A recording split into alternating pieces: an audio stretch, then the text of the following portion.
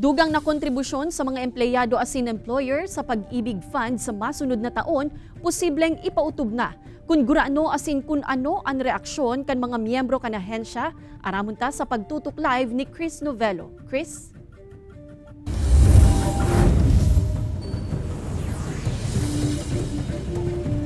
Kay 37 taon na ang nakakaagi kan huring nagpautob nin contribution hike ang government financial institution na Pag-ibig na long overdue na kung apodon kan ahensya.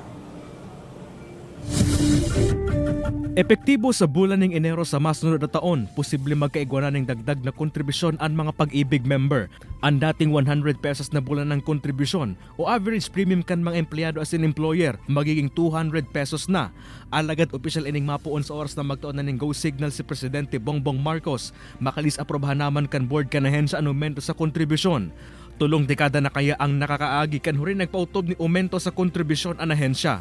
So the last time na nag-increase ang Pag-ibig Fund since 1986 pa siya. So long overdue na talaga na compared to other government agencies like SSS and PhilHealth, series of increase na ang pigtao sa inda. Si Pag-ibig naman since 1986 dahil pa nag-move.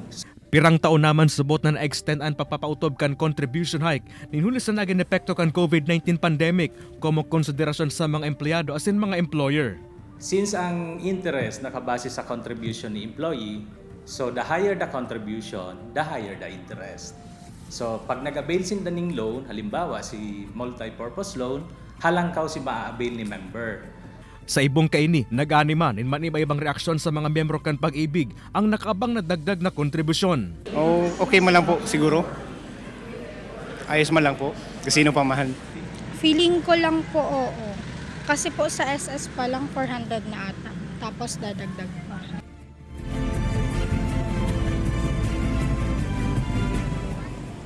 Kate and kaso suspendero ni Presidente Bongbong Marcos ang hurot kan Pag-ibig na contribution hike effective January 1, 2024 as is o 100 pesos man giraray ang average premium contribution kan mga empleyado magin kan mga employer. Katakod ken Kate iniingganyer man giraray kan ahensya ang mga member na kung kaya dagdagan o dakulaan ang sendang hulog ngani dakula man ang interest na makuha kan sarong member kan ahensya.